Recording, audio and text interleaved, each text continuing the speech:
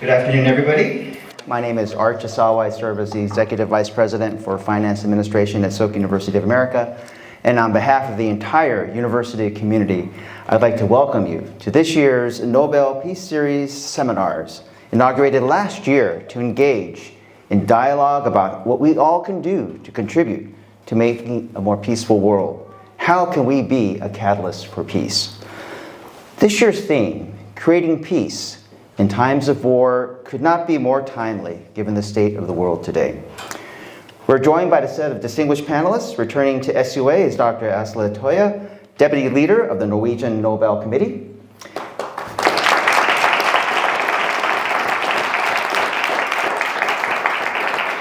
In addition, we have Dr. Andrea Bartoli, Executive Advisor of the Soka Institute for Global Solutions, member of SUA's Board of Trustees, and President of the Sant'Egidio Foundation for Peace and Dialogue.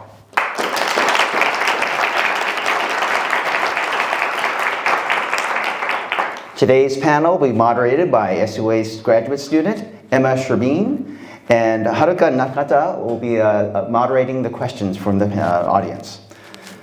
This aspect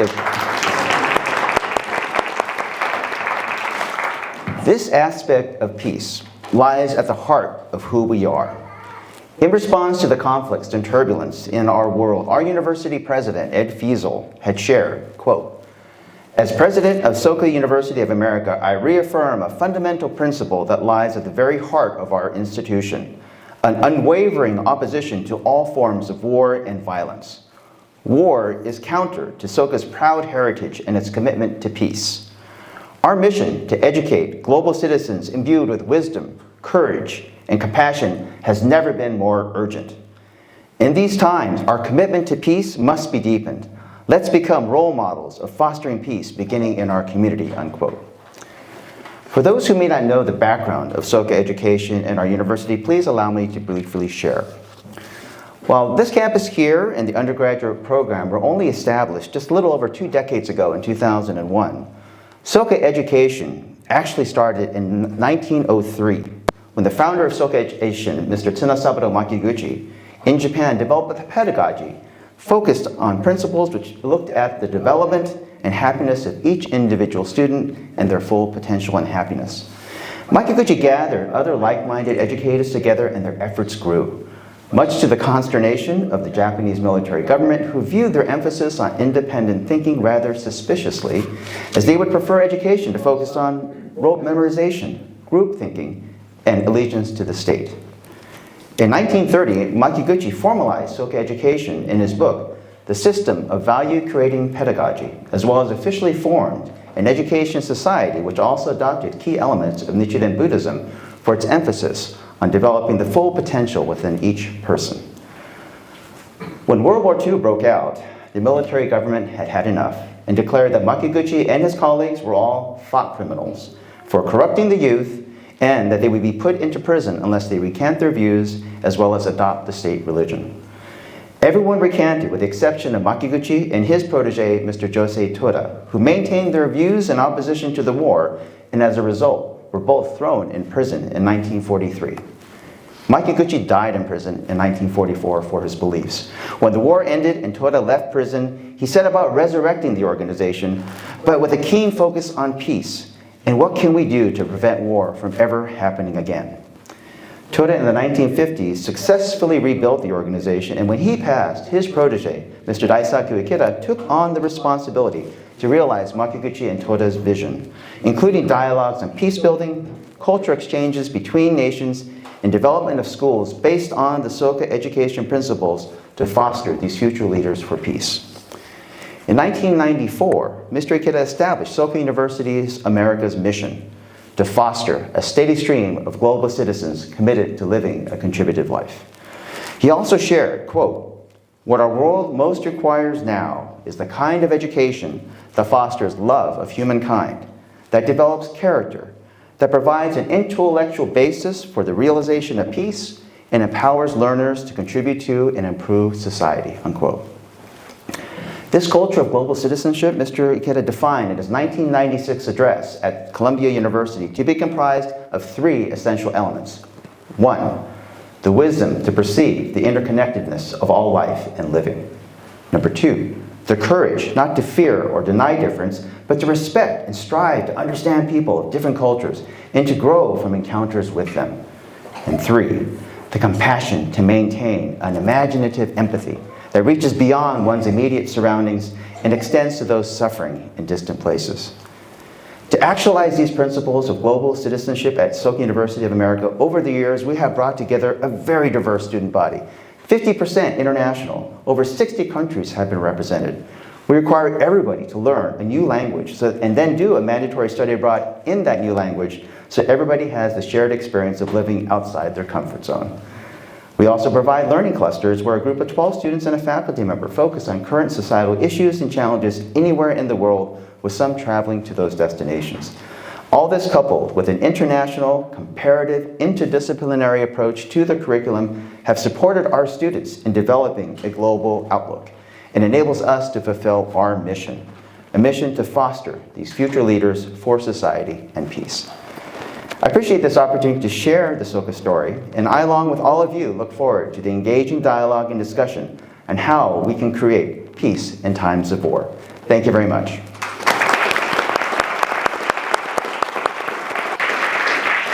I'd now like to invite to the podium Distinguished Adjunct Professor, Senior Research Fellow of the Nuclear Abolition Project at SUA, Alexander Horen, to get things started.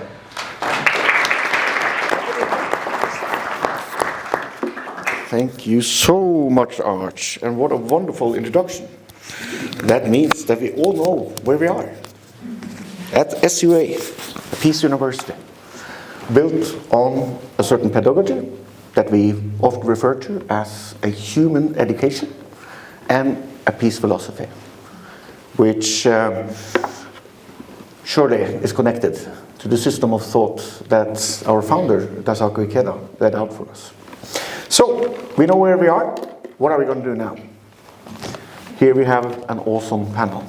They're going to have a deeply intellectual and maybe comprehensive, I don't know, conversation, dialogue on who we are in the future.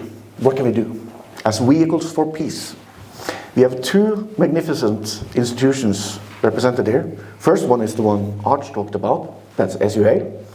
That is Andrea Bartoli, very, very, very important man in the SUA institution. Andrea, he is a board member, our board of trustees. And I'm personally very, very, very happy to see you here. And every single day we're very, very happy to know that you're part of the system. Because this is a man that knows a thing or two about peace.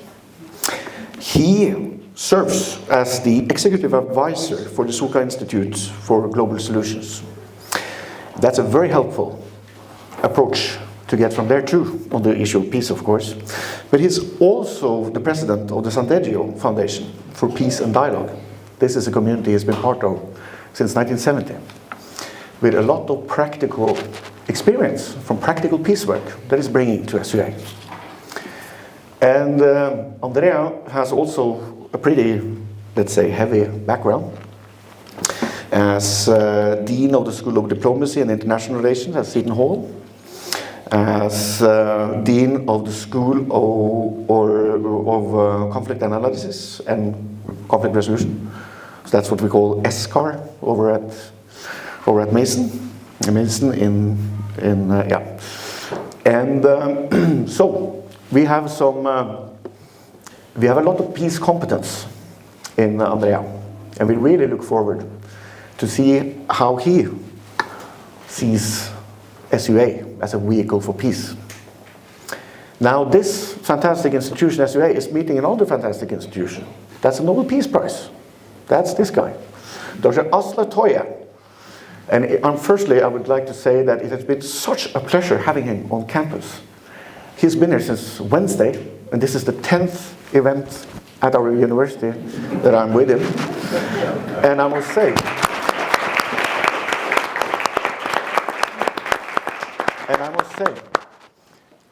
this event has a headline of an insider's view to the Nobel Peace Prize. And of course he's going to give us an insider's view. But you have to remember, he's got a pretty good outsider's view on what we're doing as well.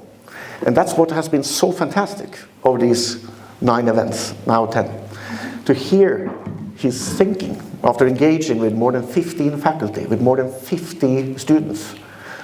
See his engagement and see how this man, who is truly a friend of Soka University of America, how he can help us see ourselves with the outsider's view. I really hope we can enjoy and learn even more from Dr. Toje through this dialogue. And of course, we have Emma in the middle. That's the moderator, the graduate student. But just to mention a few other things as well. What is one of the great things about Emma is that she is the one who took initiative to found the UN Association chapter here at SUA. And she has been a very important person to mobilize for different peace issues over the time. So we really look forward to see how you get this thing rolling. And we're just super happy to have you all on stage, and we can't wait to hear what you have to say. Thank you.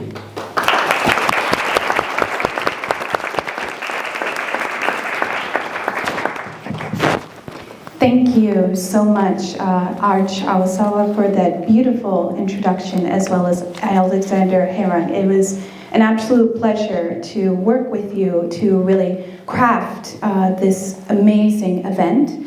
And honestly, with our mission statement being to foster a steady stream of global citizens committed to living a contributive life, I really do believe, from my perspective as a student here, that with the amazing, incredible students that we have here at Soka University, one of our amazing contributions can be to go towards the initiatives of creating peace in times of war.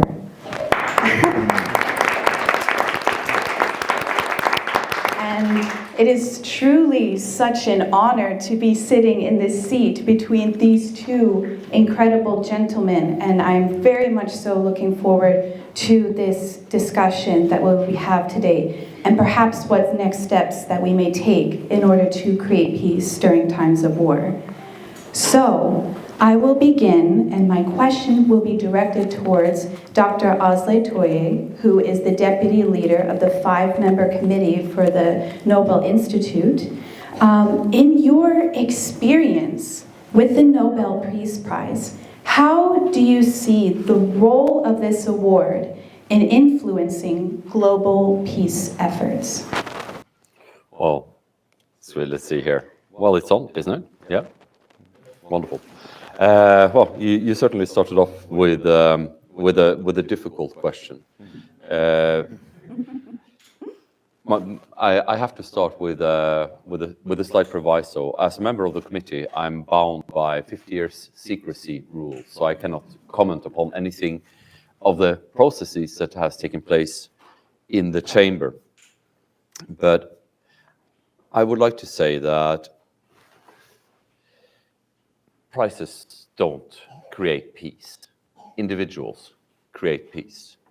And I think the legacy of the Nobel Peace Prize, going back to 1901, has been one where we have been very conscious of the ability that we have to shine a spotlight on individuals and institutions and conflicts, some of which have not been noticed much in the international media, and by doing so, lending a hand to the peacemakers. Also, I think that in recent years, the Nobel Committee has been more conscious of how we can be a thumb on the scale in ongoing processes. That was quite clearly, I think, one of the motivations for last year's Peace Prize to Nargis Mohammadi, a human rights campaigner in Iran, that was amidst a fierce crackdown on women's rights in Iran, where she has been spending years and years and years in prison for her unwillingness to compromise her basic human rights as a woman and as a human. And I think that when we are to do the audit, if you will, about how successful these attempts have been, I'm not going to lie to you. Sometimes we have been successful, other times less so. I think the main influence that the Nobel Peace Prize has, and I think this actually says something quite nice about us as a species. The Nobel Peace Prize has been called the most prestigious award in the world. And I think it says something nice about us as a species, that the most prestigious award is a peace prize.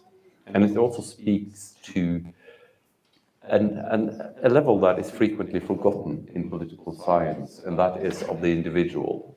On this planet, one thing that we all share is a desire to live, and to live on this planet.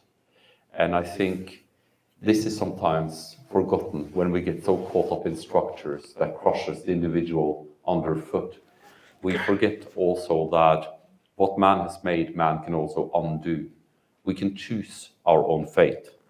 And I think that in the legacy of the Nobel Peace Prize lies a profound hope for humanity, a hope that so closely coincides with the first vision of Mikaguchi and Asle Toje, and that comes forth in very clear colors under the stewardship of Daisaku Ikeda, who recently passed.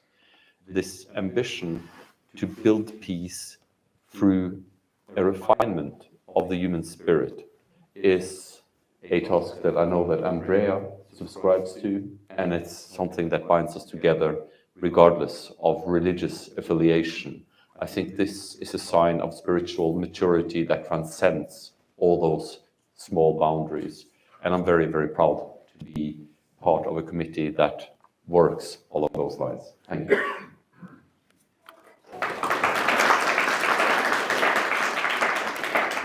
Wow, that was just an incredibly beautiful answer. That it's not the prize in itself that really creates the peace. It's the humans, it is the people, and we need that human, compassionate aspect. And I also love how in your answer you beautifully tied it to the work and writings of Mikaguchi and Ikeda, where it is about the passion to maintain imaginative empathy for building peace and through dialogue. And with these remarks, this actually beautifully transitions into my next question for Dr. Andrea Bartoli. With your perspective here as the executive advisor for the Soka Institute for Global Solutions, what role can educational institutions like SUA play in fostering peace globally? Thank you. I would say that if you don't mind, I'll focus on SUA rather than institutions like SUA. It would be difficult for me to identify which is similar, which is not similar, and I don't feel that I can speak on behalf of them. But on SUA, I definitely I have a few ideas. One is that it's important not to be afraid to have long roots. That things are not just starting with you, but we are all the result of somebody else calling us to life, right? It's like a beautiful tree that you see outside. You need to have deep roots. The deeper the roots, the bigger is the tree. And there is a beautiful sense that here at SUA, there are very Japanese roots, there are very American roots, but there are also roots that every single student is creating. I met today Mark, who is a Russian Orthodox Lutheran student coming from Siberia. He's the first person from Siberia I ever met, right? Where do I meet him? In a SUA campus having a chat. The first time I taught at Columbia University, I was teaching as an Italian professor. I had all my lecture prepared, and I spoke for 2 hours. The American students were flabbergasted. They couldn't believe that I was torturing them that way. A guy raised his hand and said, I want to ask a question physically. And I looked at him and I thought, why are you interrupting the lecture? I was in another world, but I never met a university where Dr. Toje goes to lunch with the students, see the students out in class. The same things happen to me. Many of you I can actually recognize in the room. It's a beautiful feeling. Professors and students together are the invitation to a future in which the new life of the tree goes down through the roots. And there is no fear in going into the roots of somebody who died because he resisted Japanese militarism that was exporting violence everywhere around the world. This was not a minor thing. As Europeans, Asle and I can focus more on Nazism and all the problem with the Soviet Union and so on and so forth, fascism and many evils that we had in Europe. But the Japanese militarism was a very serious military stuff. And when Arch was mentioning before the kind of education that empire required, the difference with Makiguchi is extraordinary. Extraordinary. So the roots of SUA go a long way, but the vision of SUA goes a long way further, right? So SUA has this ambition of saying, we can change the world, we can contribute changing the world, and peace is actually one of the landmarks through which we can measure if we are serious or not in our achieving, in our succeeding, and so on. I don't know how many familiar you are about Soka Gakkai spread in the US, but I became very intrigued the first time I came here to SUA to discover that the growth of Soka Gakkai in the US comes from war brides. War brides came here because American soldiers were in occupied Japan. Of course, they needed wives, so they got Japanese wives. Many of them were Soka members. They came here thinking that they were coming with John Wayne and wonderful actors and Hollywood and so on, and they got a lot of alcoholics, a lot of violent American people that didn't want to do much with life and so on.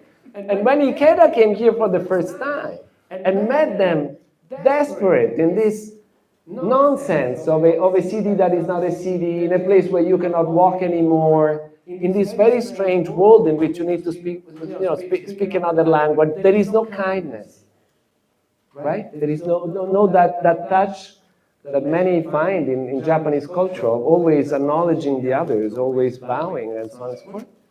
In this world, what did he say? Be with them, make them gentle, help them to be human as they can be, as they don't know how to be. So I got involved here because I have a dream for the US. I came here, I like to say, as a gift of Mozambique to the US. I will explain another time why that is the case, but Asle knows that a little bit. And what I hope is that SUA is a gift to the US, to make the US less reliant on violence, less reliant on war, more reliance on reason, more reliance on the beautiful diversity that is in this country is there, and that we can all achieve if we accept to encounter one another one by one. As Langston Hughes said, America can be, America will be. We need an America that is really America.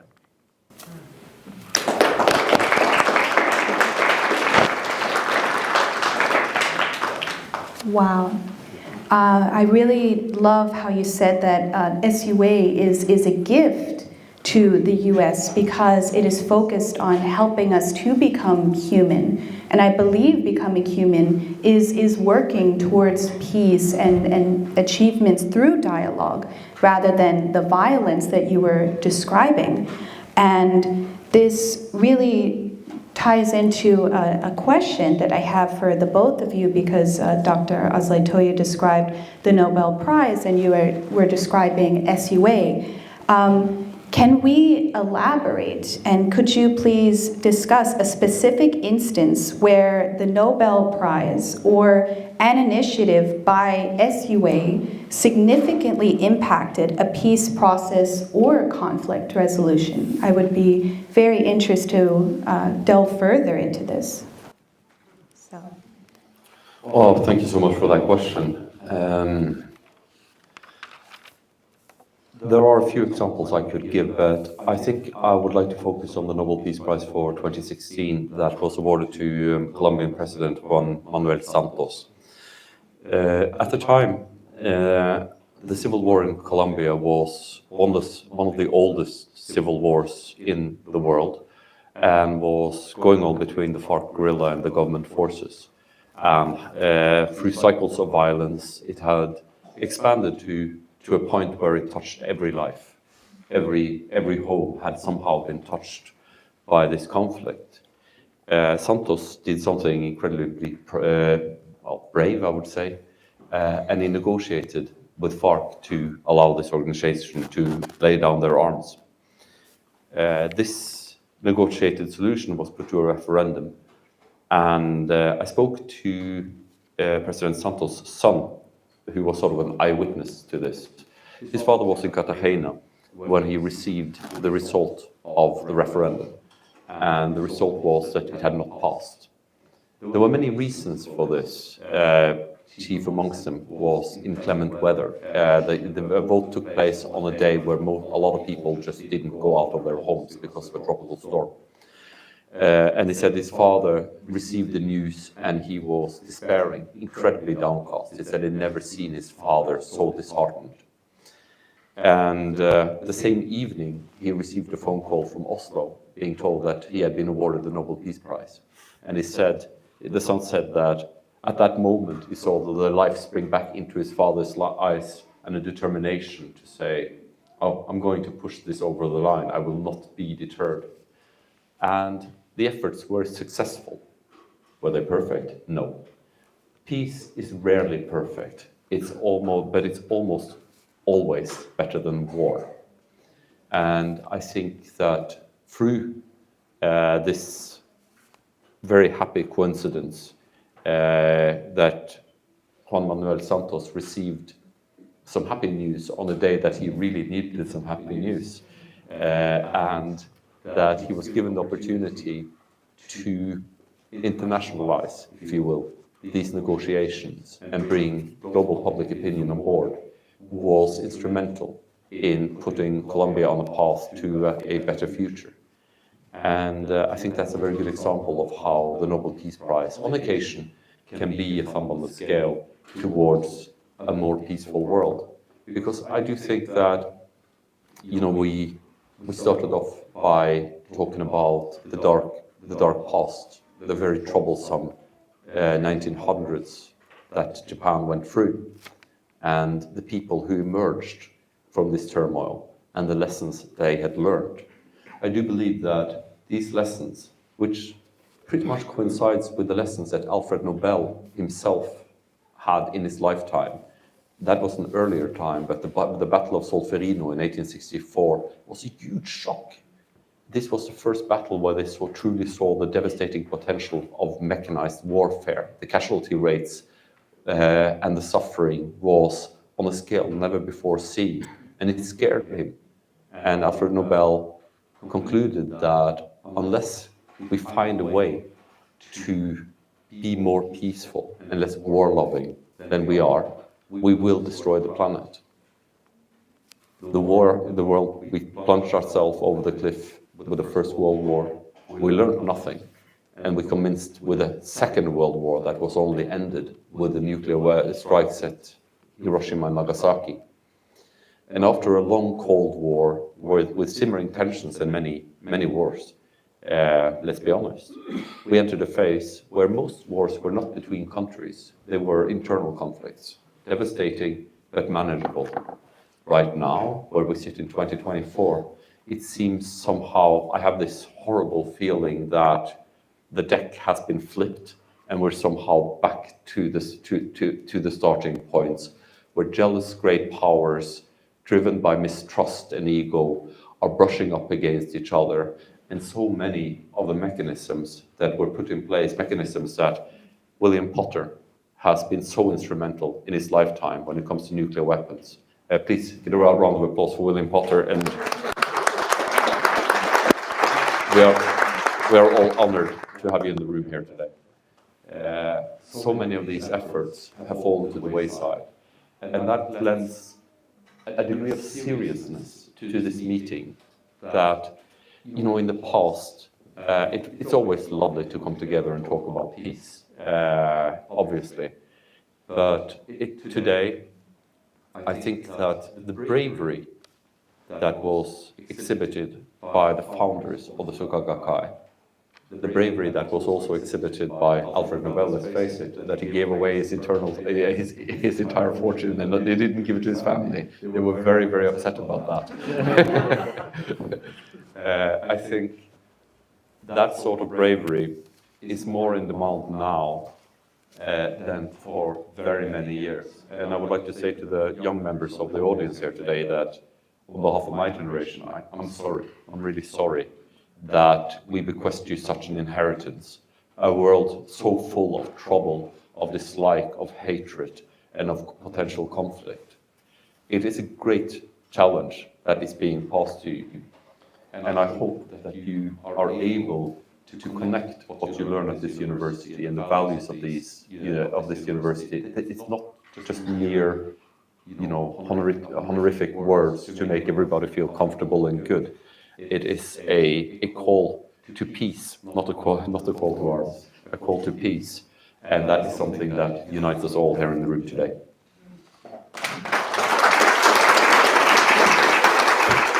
Thank you.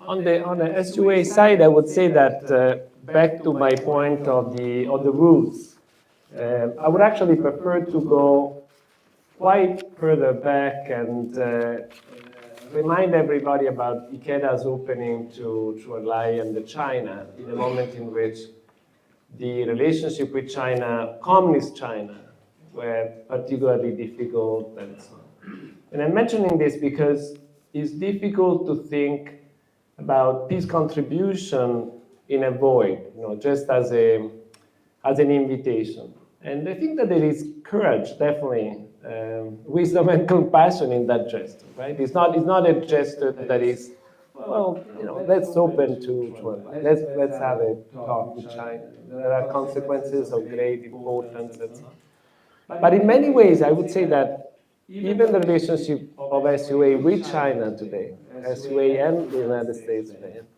is shaped by those decisions.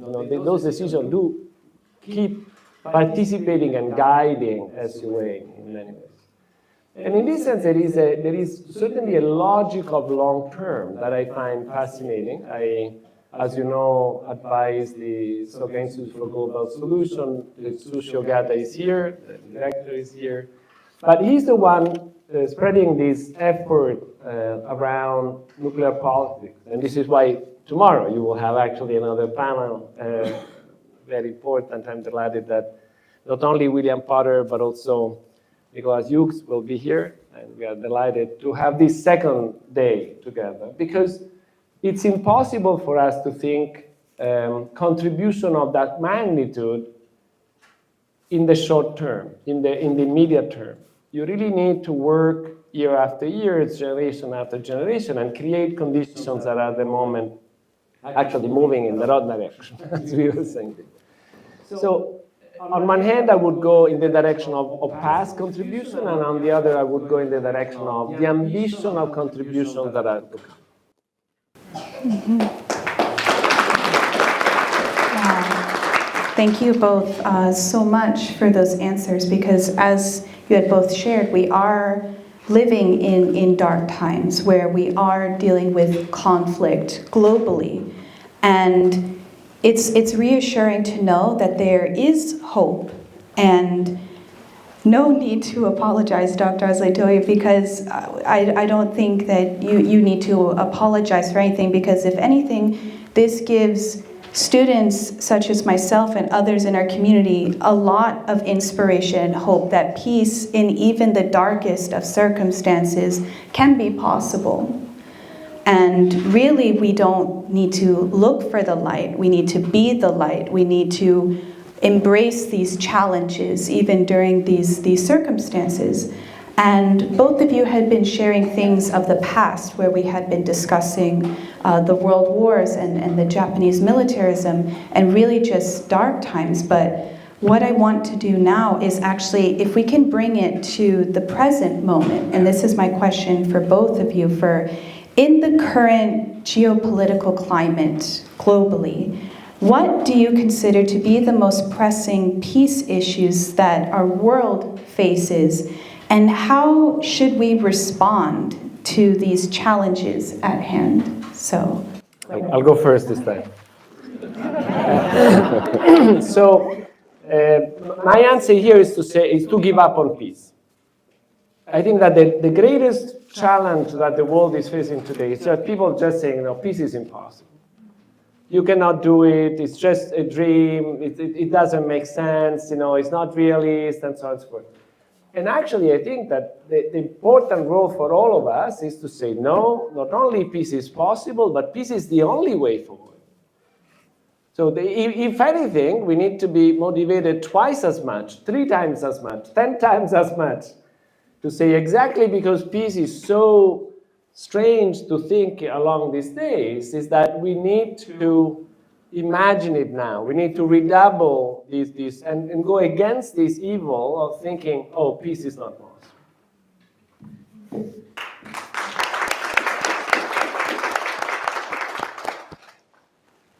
Well, in the world today, there are over 150 ongoing wars and armed conflicts. We have very large-scale wars going on in Myanmar, in Sudan, and Ukraine, conflicts that are taking hundreds of thousands of lives. And I think that in the past couple of years, I've been surprised to find myself in a position that I never really imagined that I would, as a dissident, if you will, for speaking out for peace. Peace has become a very, very unwelcome guest at many discussions. Indeed. We are living in an age of war, of militarism, where we are marching to the drumbeat of the media that are by very eager to resolve issues through or disputes through the use of arms, and who are only willing to consider the sort of peace that can be imposed by the force of arms. Of course, of course, we are for peace as soon as we win this war, and maybe the next one, And I think it's so important that we look into our past and our doctrines and cling to the messages that we have received, because you're not going to hear it much in the public sphere, this principled defense of peace. So I'm not encouraging anybody at this university to do anything radical or angry. Quite the contrary.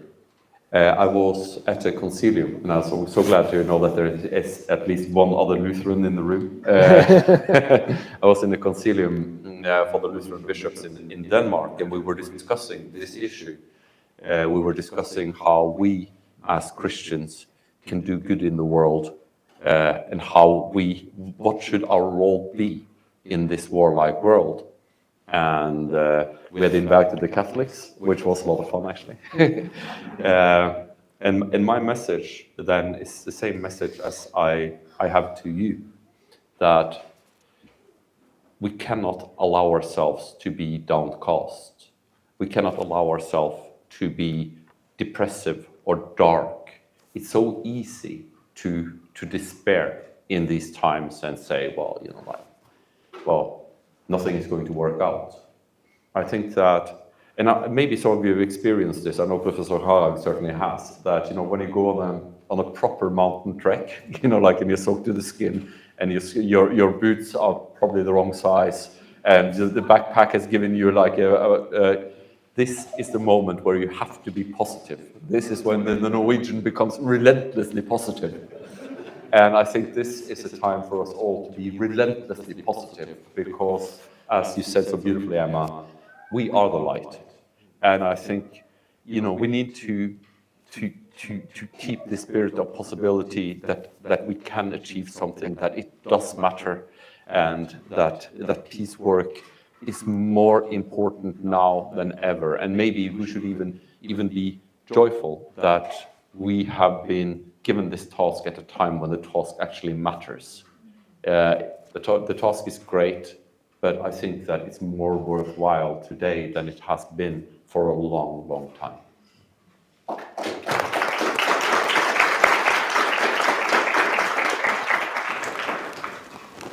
Wow, such beautiful remarks from the both of you. And I really love what you were sharing, Dr. Bartoli, that we have to flip it from peace is impossible to peace is possible. And I think the greatest evidence that we have here is that I am looking at this room, many, many familiar faces, but also faces that are representative of different nationalities all throughout the world. And I think this is evidence right here that peace is possible. Because if peace were impossible, this room would be empty.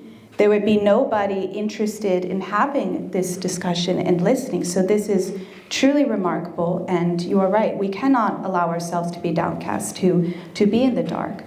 And going off of what you were sharing, I would now like to turn to Dr. Bartoli. I have a specific question for you based on what Dr. Toje was addressing, in that as the president of the Sant'Egidio Foundation, you have done extensive peace work in the Republic of South Sudan. Can you explain your approach to peace building in this context and perhaps share for our audience for inspiration what your contributions were? Thank you, sure. So peace building is a funny word that was invented by a Norwegian, Johan Galtung, that just passed away a few months ago. And Sant'Egidio honestly doesn't do peace building. Okay. So the first thing is that Galtung distinguished between prevention, peacemaking, peacekeeping, peace building. And Sant'Egidio focuses on prevention and peacemaking because we ended up doing work in Mozambique successfully, and after that, we started receiving people that wanted to speak about peace and couldn't. So as Toje was mentioning before, if you are a Ukrainian today and you want to speak about peace, chances are that you are perceived as an enemy, as somebody who is not forcefully enough against the enemy for victory. If you are a Russian, you have the same predicament. And this is true in Israel, it's true in Palestine, it's true everywhere. Everywhere there is a conflict that is hot, where people are killing people, if you are not for victory, you are frequently perceived as not being committed enough to the cause, right? And we know very well that Sadat was not killed by Israelis, and so on and so forth. So the peace is definitely a dangerous business. It's not an easy business to do. So what Sant'Egidio discovered is that places like Sant'Egidio's are needed because if there is somebody that wants to speak about peace, he doesn't easily know where to go. How do you start thinking, oh, okay, I am in these situations, I would like to speak with somebody that is not going to snitch me out to my own people or my enemy, and what? So Sant'Egidio became this very strange place where I can tell you, very strange people come. And thank you to the Italian government that is very pragmatic, both left and right, center, all Italian diplomats have been extraordinarily flexible on this point, and the Holy See, we are able to give visa to people that they cannot go anywhere, but they can come to Sant'Egidio. And they come to Sant'Egidio in person because obviously if today you are using the phone or you would Zoom, you are in front of everybody. It would be like speaking on a square, right? Everybody knows what everything is about. So Sant'Egidio is an old, very old, very, very, very old, back to the idea of the roots, right? The old-fashioned confidentiality. There are things that are better said confidential. I'm glad in a way that the Nobel Peace Prize keep everything secret for a long time, because you are probably seeing dossiers that is better not to reveal. Things that is better not to reveal. And so Sant'Egidio met South Sudan when South Sudan didn't exist. And actually, we met a South Sudanese leader, John Garang, that was very determined to keep South Sudan within Sudan. John Garang wanted to be the president of a democratic Sudan, the largest country in Africa. He wanted to keep the country together. He didn't want to separate. He accepted separation much later for strategic reasons that were imposed on him. And then he died, and so on and so forth. But Garang came to Sant'Egidio in 95. A life ago. Many of you were not born, right? But we met him one-to-one. Why? Because he wanted to think peace in a way that was freer than other places. Julius Nyerere, wonderful African leader, wonderful inventors of the non-aligned movement and so on, defined Sant'Egidio as a house of peace for Africa. Beautiful. Why? Because a lot of people came knocking at the door and saying, I want to speak, and we would listen and then say, what about this? What about this? What about that? Did you speak with this? Did you speak with that? Can we consider this? Can we consider that? Imagine trying to do anything. How can you possibly do anything if you don't think? If you don't have the space to think? Imagine doing a building. Imagine, doing a travel. How can you be happy with your house if you don't look at this beautiful campus, Arch? How long did it take, to think this campus? And the campus was clearly conceived way before it was built. So Sant'Egidio does prevention and peacemaking. And I must tell you that 80%, 85% of what we do goes nowhere. In South Sudan, we are still working on 3 factions that did not sign the peace agreement. And then in December, the president said, thank you very much, Sant'Egidio, no more. Well, I'm going to Kenya. And guess what? 2 of the groups said, no, we want to keep with Sant'Egidio. So now we are in conversation with the Kenyan to say, maybe we can help the Kenyan process and so on and so forth. And this is to say that when you work on peace, nothing is lost. Even when things do not work out the first time, you try a second, you try a third, you try a fourth. It will be good for you tomorrow to hear more about non-proliferation and all this, and how up and down there were, and up and down we will have. And so it's very important for us to keep trying, because what we are doing is to help people to come to the realization that peace is possible and that they can make peace, and that peace is in their interest. Peace is not imposed. Peace is not something that someone else will come and do with military force. Peace is stable when those who are making war convince themselves that peace is possible.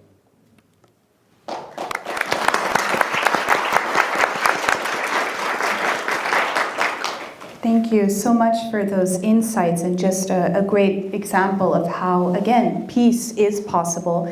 And there are so many things that came to mind as you were discussing these initiatives, and even just what is the difference between peace building, peacemaking, and taking preventative measures. However, for time's sake, I will now move on to our closing questions for the both of you for this panel. And this is more so directed for our audience here. What are practical steps that individuals can take to contribute to peace in their communities and globally?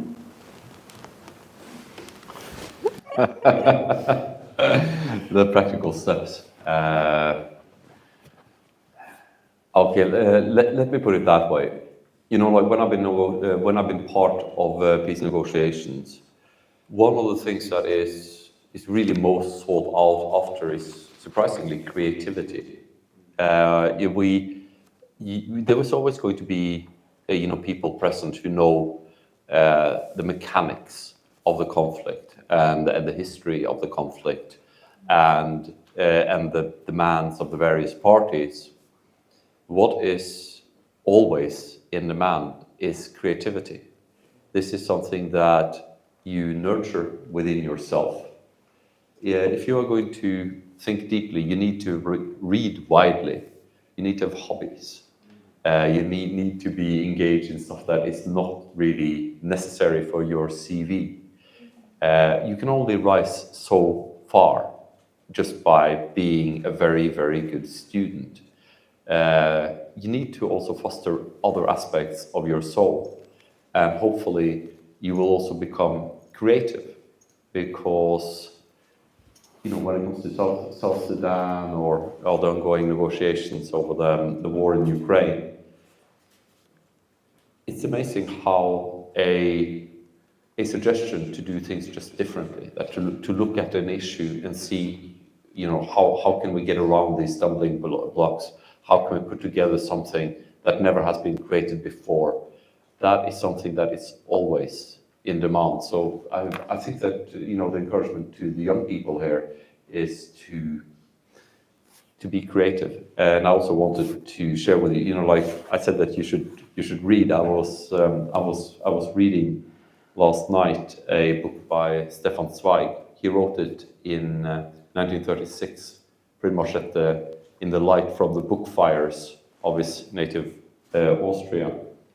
It's a book called Castillo versus Calvin, and it ends with the following word: since violence renews itself through all ages, the struggle against violence must also be renewed.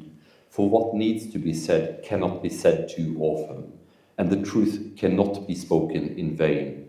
Even when the word is not victorious, it manifests itself eternally. It's an eternal presence, and those who serve it in such times show that no terror can gain masterdom over a free soul. And I think this, so I'm asking you not only to be creative, I also ask you to be brave and to speak truth, even when it's inconvenient, and even when you yourself might have skin in the game, and even when it might be perceived as untimely. These are the moments that we need you to speak out. And this is something that I've seen so many times, that you get sort of swirled up in the dynamics of group thinking, and it's all heading in one direction. And it's so wonderful when one person speaks out and say, hang on a minute, I'm not sure if I agree with this. And that's something that I would encourage you to foster within yourself, and to prepare yourself for moments like that, mentally, to be willing to stand alone and speak truth. Thank you. Wow.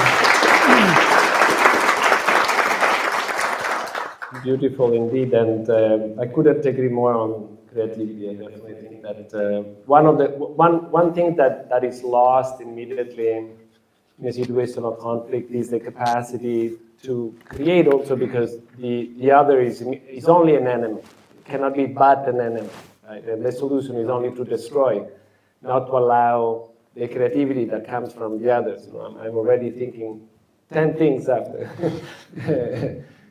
Asle speaks. There is a very nice co-creating life experience. to the students, I would say, exactly for this effort of being creative, to be aware of the tone that you are using when you encounter life. Sometimes I like to help my students to play with words and say, "Come!" or "Come." Right? The same word. The same word. But we can say life very differently. We can invite life very differently. And in a world that is overwhelmed by words and absurdities, images and sound, never, never, never discount silence.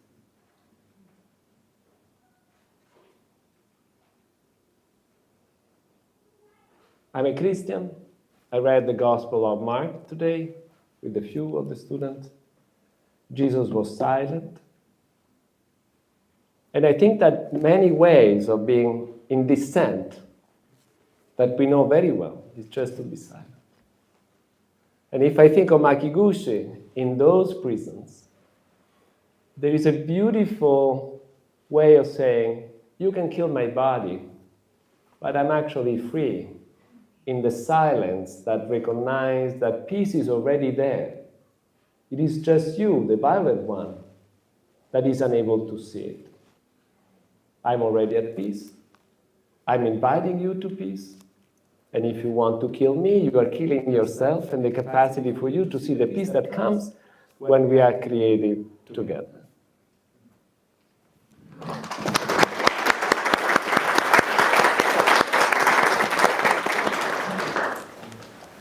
Thank you both for sharing those beautiful remarks. And may we all speak our truth for peace, that it is within all of us, and even in the moments of silence that we can discover it. So thank you so much for sharing that. And at this time, I would like to invite President of the Student Movement for the Culture of Peace Club, Haruka Nakata, who will also share her question.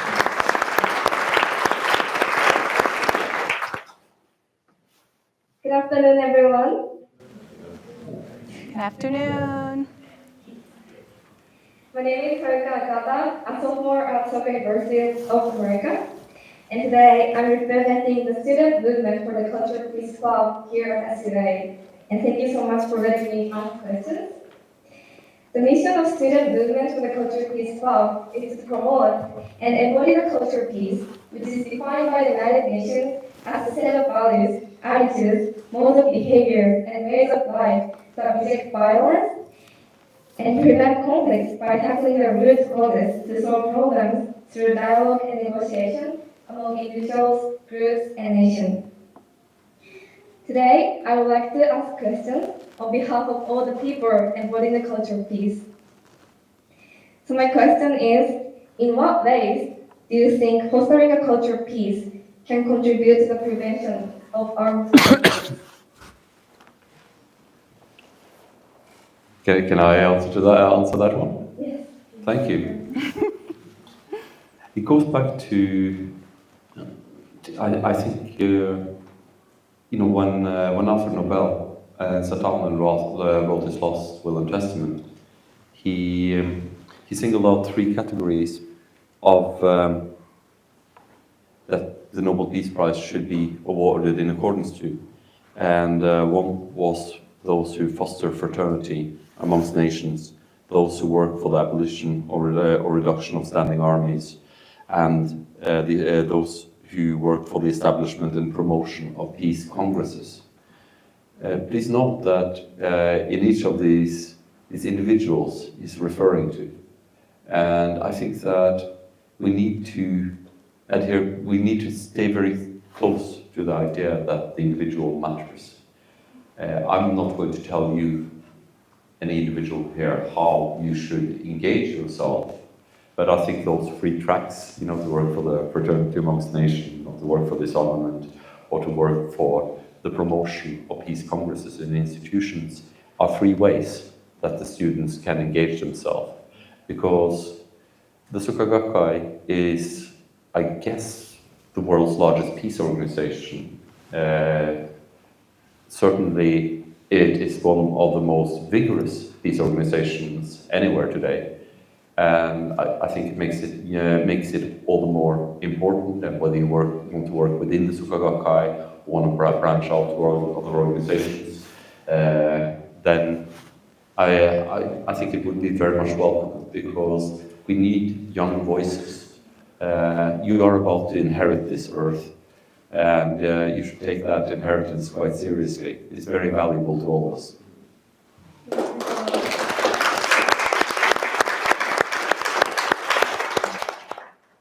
Dr. Andrea Bartoli, would you like to? Another question. Another question, okay. So I have another question. So in this world, we have many different cultures, academic disciplines, and different ways to approach peace. So among those differences, how can the culture of peace serve as a lingua franca to further peace in times of war? Thank you. So culture is a very important reality for all of us, right? A child starts listening sound already in the womb of the mother. And of course, all of us can understand the difference between a sound and a word, come, right? Se io comincio a parlare italiano, qualche cosa si rompe, right? Your face tells us that if I switch the sound pattern, you and I are lost, right? I cannot communicate the same way if I speak English the same way you speak English, and we can communicate and so on and so forth. So I think that what is very important for us to realize is that culture is extraordinarily dynamic. It's never static. It's never done, right? Many countries, Japan, Italy, Germany, did not exist until 100 years ago. Italy, I could not understand somebody from Sicily. People in Hokkaido would have no understanding of what they would say in Osaka. You know what I mean? We invented countries and we made them countries. Boom, boom, boom, boom. The Japanese literally went to Europe learning how to do a country and force everybody into one and all that. So culture is very interesting, right? Many do not realize that humans have created thousands of languages, not just one, not just two, not just three, thousands of them. If you are from Africa, you are normally speaking at least 3 or 4 languages. Monolinguism is very rare, it's just an American aberration. The Spanish are coming to help a little bit. But the point is that we are losing thousands of those languages. So instead of being able to say come, vieni, viens, we are not able to say it in the many different ways that we were able to say it before. So my strong recommendation is to think culture of peace, not just something that is in the past, but something that we are creating every time we are able to say word to one another, that are words of peace, that are welcome as such. And sometimes, I hope that Michael will explain even better next time, even enemies as the US and Soviet Union are able to find those words that can be said and maintained and kept on very difficult issues like nuclear proliferation. Right? So the culture of peace comes every time 2 humans are able to talk and keep that word as the word that is true for everybody. It's a very delicate process. Very often humans say one thing and think another. say one thing and decide another. So verification is very important, right? No, you cannot do non-proliferation and say, but doesn't matter, I'm actually continuing to do whatever I want, right? So words are important, but culture comes day after day, encounter after encounter, words after words. Thank you so much.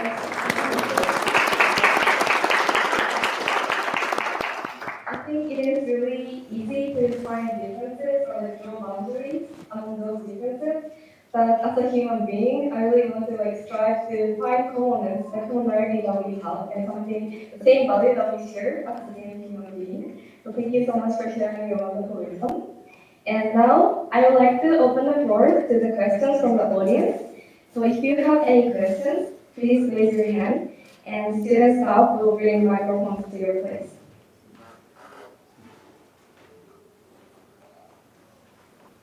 Okay. Thank you.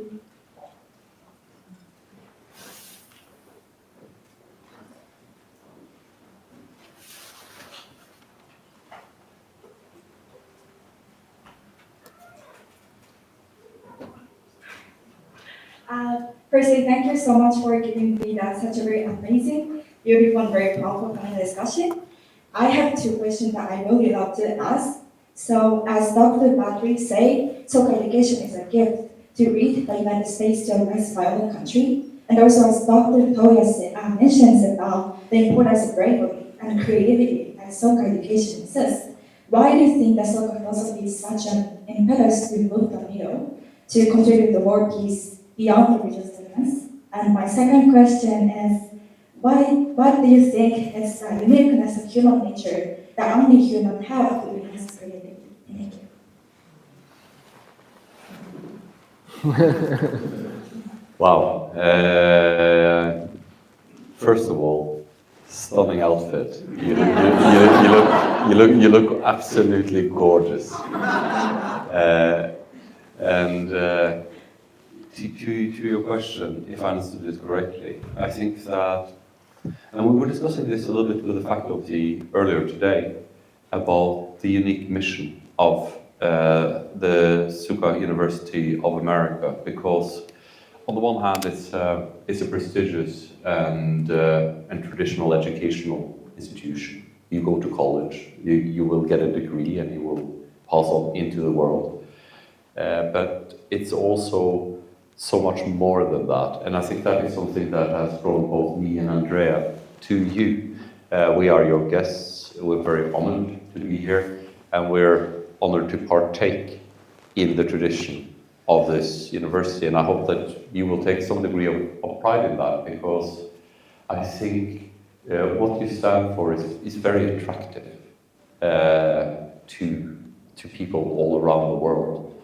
And I think that in this time when the boundaries seem to be growing cavernous, and the dislike of and distrust amongst nations is rampant. Just look at how relations between Japan and China is sort of going back, 10 years each year, it seems. And the relationship between the United States and Russia is at a point Professor Potter was describing, the level of distrust currently in the room when these two powers engage. I think that the story of Soka Gakkai is all the more attractive, and I hope that you will be good ambassadors for the Soka Gakkai. And the second point about the individual and the student, Andrea was talking about trees. I have sort of a weird project that I've been doing with my children for almost 10 years. Every year we go, each autumn we go and collect nuts from the oak tree, and every spring we plant them, and then we give them away, some just small oak trees, to anybody who wants to plant a tree. And the oak tree is special because the oak tree grows twice as deep as it goes upwards. So for each centimeter it grows up, it goes 2 centimeters down. And these roots that Andrea was talking about, that's your education. You know, the certainty and the refinement of your character that you are now in the process of doing. And I know what it's like to be young. I was young once. It was in the previous millennium, but I was young once. I do know that you have other things to think about than peace. You know? But at the same time, I hope that you will keep at least a little bit of space to refine the best part of yourself, your soul. And that is something that goes into the roots that Andrea was talking about. To you know, treat your soul to the very best. You know, to enjoy music, to enjoy the best of literature, good conversation, to try to be as good as you possibly can. And of course, you know, like we continuously stumble. There are probably no saints in the room, but as long as you're clear on that point, what is good about you, and what is your light, as Emma so beautifully put it, I think that you cannot go wrong. Thank you.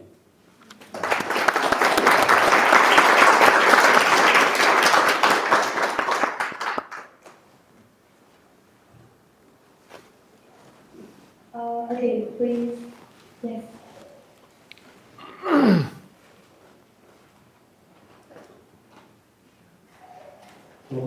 Hello, thank you once again for this wonderful event. So my question is, in other words of this theme, bringing peace in time of war, I believe you can rephrase it by saying, how can we create trust in times of war? Peace can be criminalized in different ways, I believe, and how in a class called the Peace Studies, the first day that I was told to do was to draw what is peace on a cue card. And within that, just simple task, there were about 13 students, and within those 13 students, we all had different definitions of peace. And here at SUA, there's many different individuals from around the world who believe peace is a different thing within themselves.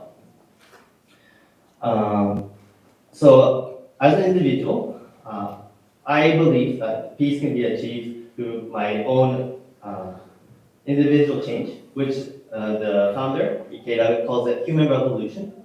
And I want to be the individual to create a world peace through not only one small change, but a significant change. And through that, I believe I need to create trust within different individuals.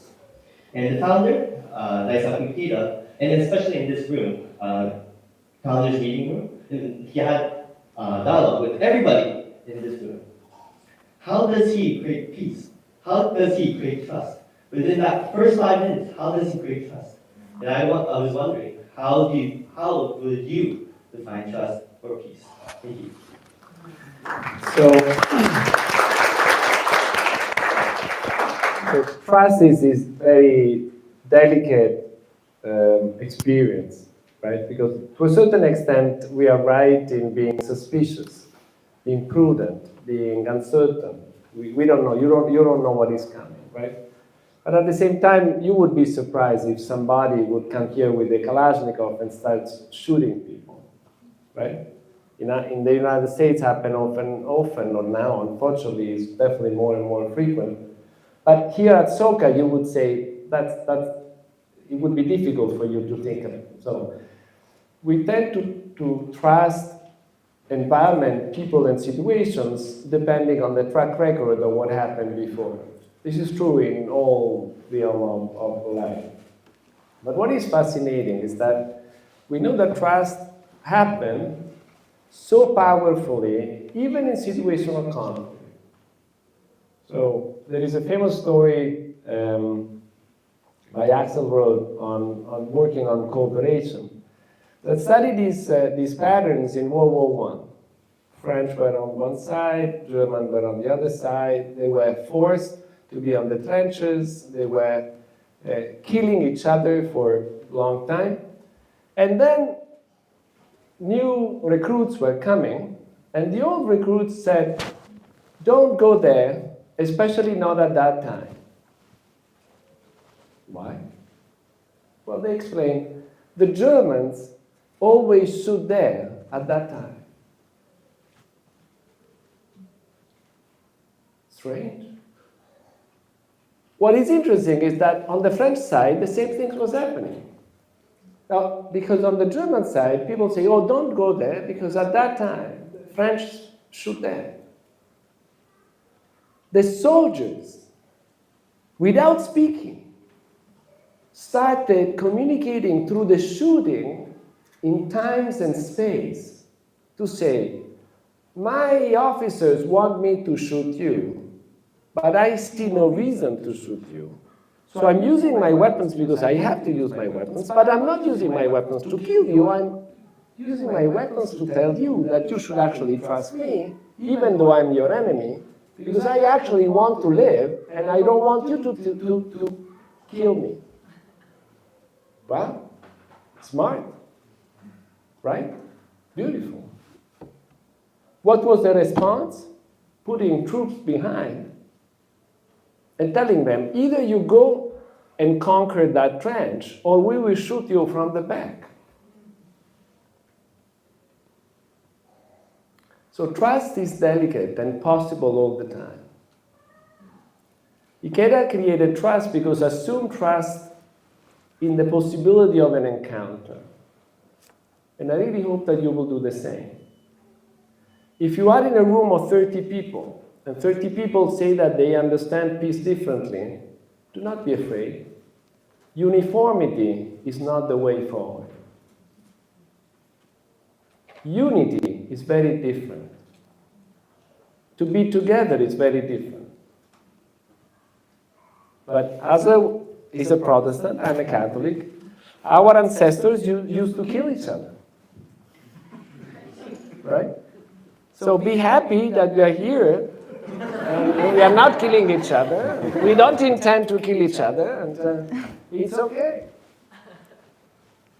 So, do not be ever afraid of differentiation. Okay?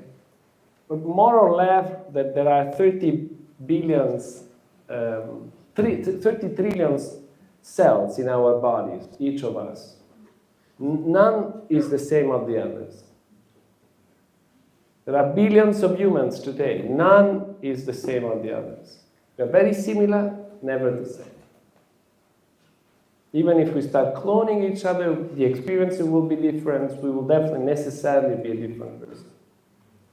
So never be afraid of differentiation.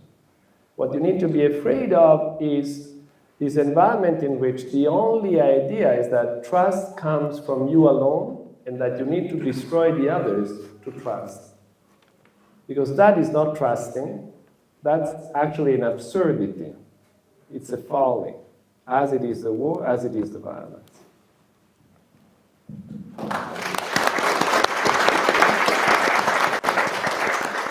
Thank you so much. I'd like to take another question. Please.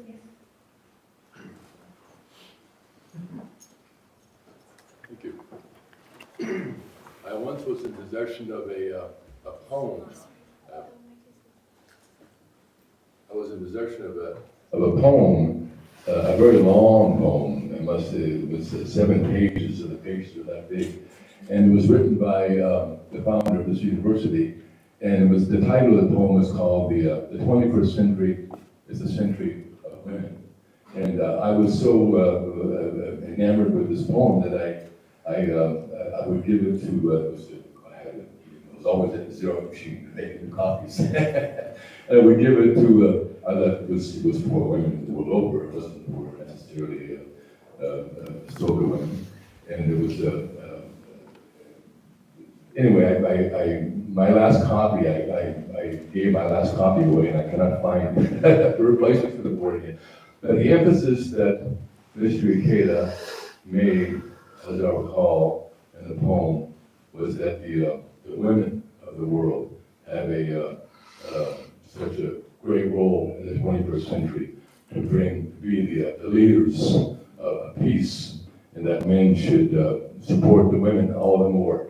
And it seems to me like that all the wars around the world, it's the daggone men that doing all the killing, so to speak. It ain't the women, it's the men.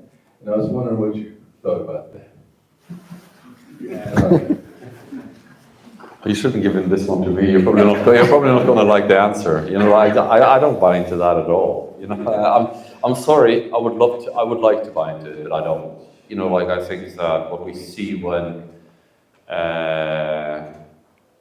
women are corrupted by power, same as men are, and women also harbor in latent aggression, same as men do, and women are fully capable of starting wars, same as men are. And I think, you know, I think men and women civilize each other. And I think that this unity between man and woman is something that tends to improve both. And that's, I know it might not be popular, but I think also women are capable of improvement, not only the men. That being said, I think that women are often suffering more from war than men, and they are frequently being exploited in different ways than men. In terms of war, physical weakness is a great problem, and women are generally physically not as strong as men, and they're preyed upon. And I think that in terms of self-interest, I think that women definitely, like Mr. Ikeda said, have a very important role to play in fostering peace. But I wouldn't, and this is just my personal view, I wouldn't put that squarely on the shoulders of women. I think that men and women together needs to carry this forth, and this is my deeply held conviction that it's in unison. When men and women come together, humanity appears in its best light, not when we stand alone in separate groups.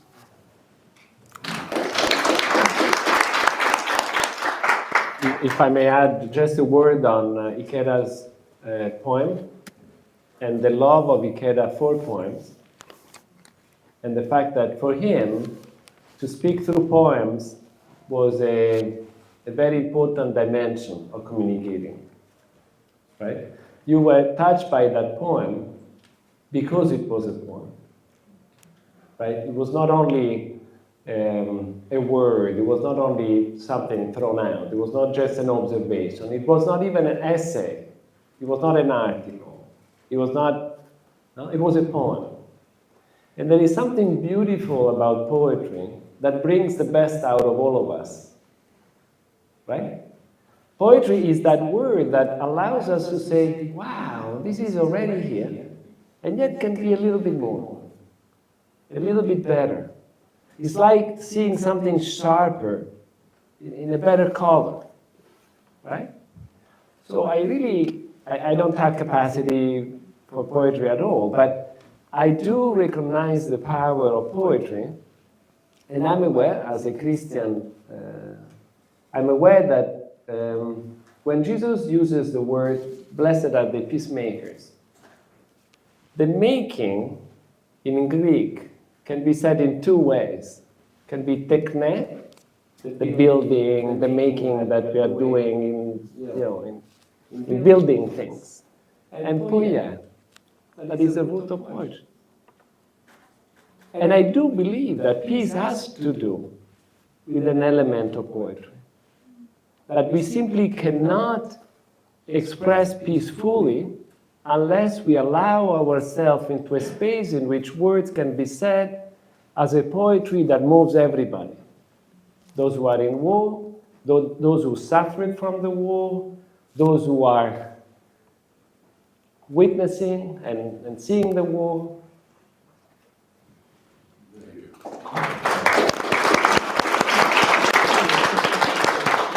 Thank you so And due to the limited amount of time, now I would like to conclude the Q&A session. But I sincerely appreciate your wisdom that we just shared together. So thank you so much all of your participation.